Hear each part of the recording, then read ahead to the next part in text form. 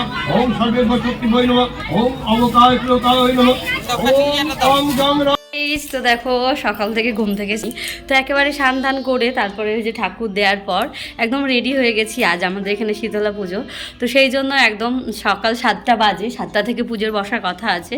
তো গাইজ যাই হোক, এখন 7টা বাজে আর মানে পুরোহিত মশাই চলে এসেছে, বারবার ফোন করছে।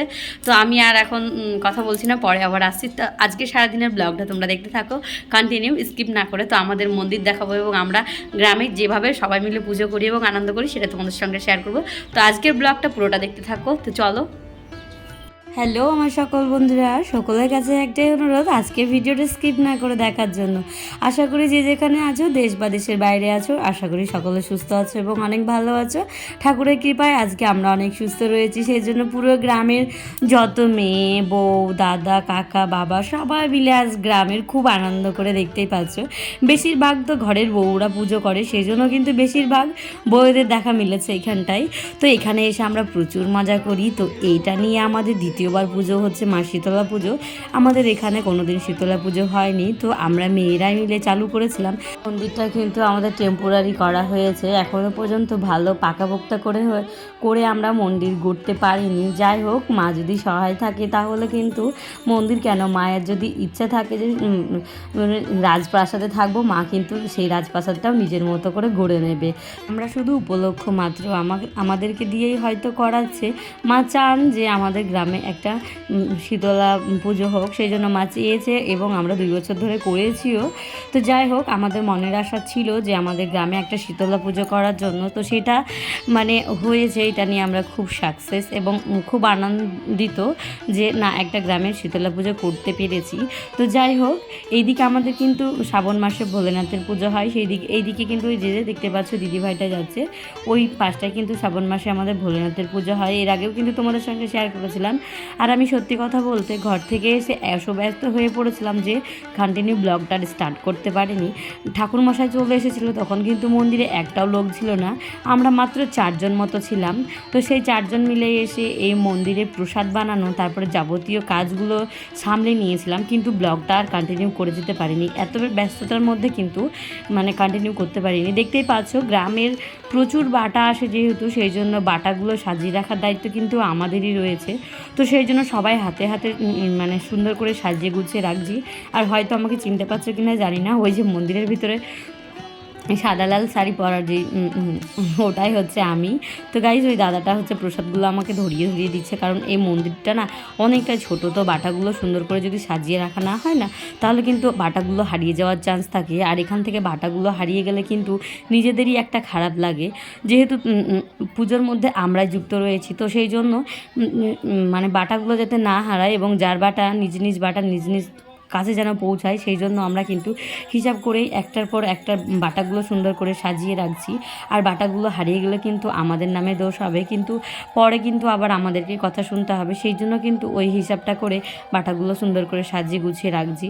সেই জন্য আমি খুব ব্যস্ত হয়ে পড়েছিলাম। তারপরে দেখো একটু বসেও পড়েছি, বসেও শান্তি নেই, আবার একের পর এক বাটা চলেই আসছে, দেখতেই পাচ্ছ। তারপরে এই যে আমরা এরকমভাবে, আর যেহেতু ব্লগটা আমি করিনি, আমার পাশের বাড়ি একটা ছেলে করে দিয়েছে। তো ও যেহেতু ছোট না, অনেকটাই বড়, কিন্তু ব্লগের সম্বন্ধে কোনো কিছু জানে না।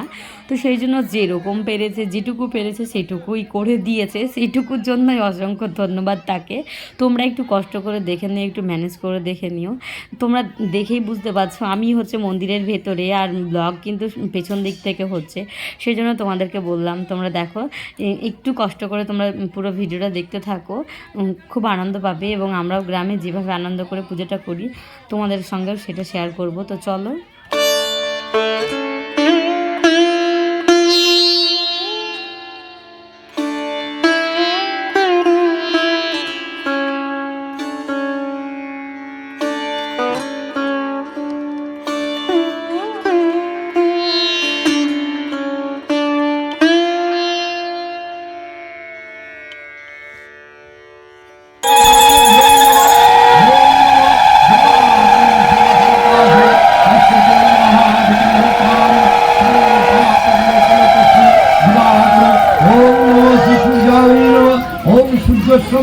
কাল সঞ্জীভূতে নহ খোপা অবনতদীপতি ভূরাকাশরা ব্রাহ্মণ শাসন অবস্থায় কল্পিধি শুনিধি অয়ম্বারম্ভা শুভায়।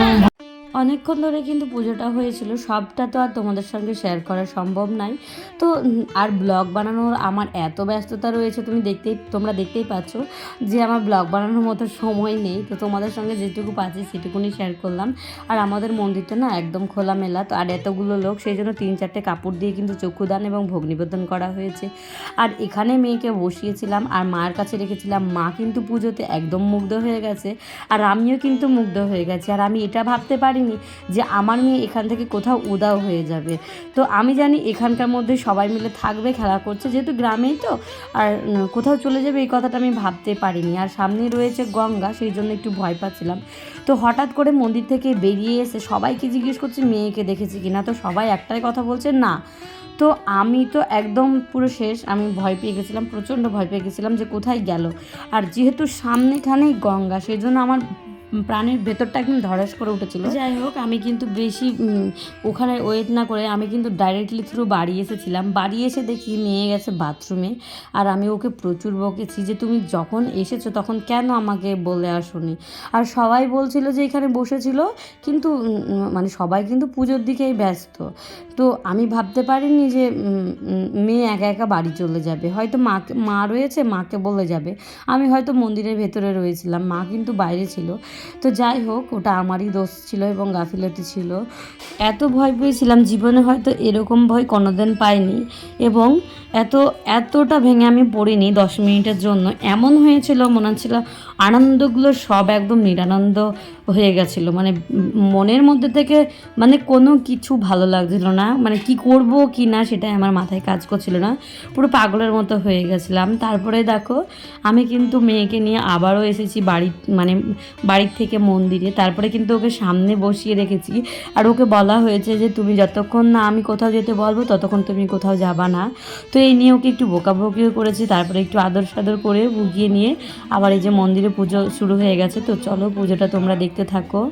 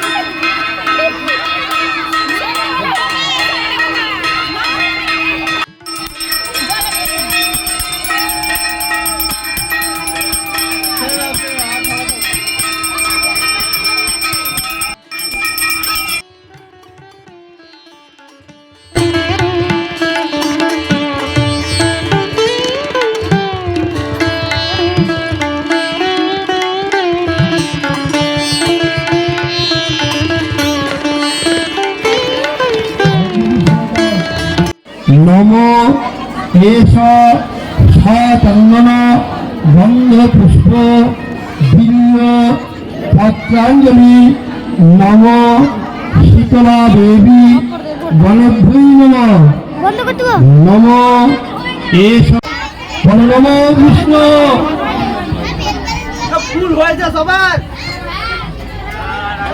সবাই ফুল পেয়েছো, বলো হাত জোর করে বলো নম বিষ্ণু, নম বিষ্ণু, নম শ্রী বিষ্ণু গঙ্গা নারায়ণ হরি, নম অপবিত্র পবিত্র বা সর্বাবস্থান গত পিবা যৎ সরেত সুন্দরী কাক্ষং সবাজ্যোদ্ধান তরসূচি নম বিষ্ণু, নম বিষ্ণু। এষ সচন্দন গন্ধ পুষ্প বিল্ল পত্রাঞ্জলি নম শীতলা দেবী গণেভ্যৈ নমঃ। নম এষ সচন্দন গন্ধ পুষ্প পুষ্পাঞ্জলি নম শীতলা দেবী গণেভ্যৈ নমঃ। নম পুষ্প ভিন্ন পত্রাঞ্জলি নম সবাহনায় সপরিবার শীতলা দেবী গণেভ্যৈ নমঃ।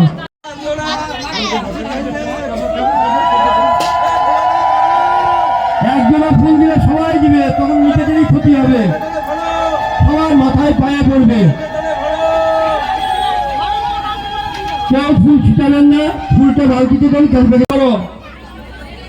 নম সর্বা মঙ্গলে মঙ্গলে শিবে সর্বার্থ সাধিকে বকে গৌরী নারায়ণী নমস্তুতে। নম অখণ্ড মণ্ডলাকার ব্যক্তং যেন চরাচরং তৎপদং দর্শিতাঙ্গেন তস্মৈ শ্রী গুরবে নমঃ।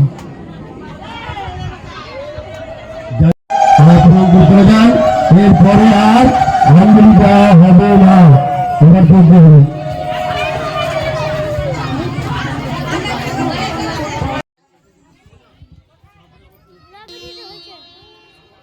এদিকে সবার অঞ্জলি দেওয়া প্রায় কমপ্লিট। এবার যজ্ঞটা হয়ে গেলেই চরণমিত খেয়ে আমাদের উপোস ভঙ্গ করতে পারবো এবং এবং আজকে পুজোটা আমাদের এখানেই শেষ সমাপ্ত হবে। গাইস, আজকের ভিডিওটা তোমরা পাচ্ছ, এইটা হচ্ছে মঙ্গলবারের ব্লগ, যেহেতু আমাদের মঙ্গলবার 24 তারিখ শীতলা পুজোটা হয়েছে, আর তোমরা পাচ্ছ শুক্রবার, যেহেতু আমি এত ব্যস্ত ছিলাম যে তোমাদের ভিডিও রেগুলার পোস্ট করতে পারিনি। গাইস, যাই হোক, তোমরা এইভাবে সকলে আমার সাথে থেকো, আমার পাশে থেকো, আর আমাকে অনেকটা দূর এগোতে সাহায্য করো। আজকের মতো এখান থেকেই ব্লগটা শেষ করলাম। দেখা হচ্ছে তোমাদের সঙ্গে আবার একটা নতুন ভিডিওতে, নতুন একটা দিনের সাথে। সকলকে জানাই অসংখ্য ধন্যবাদ নিজের মূল্যবান সময়টুকু আমার ভিডিওতে দেওয়ার জন্য।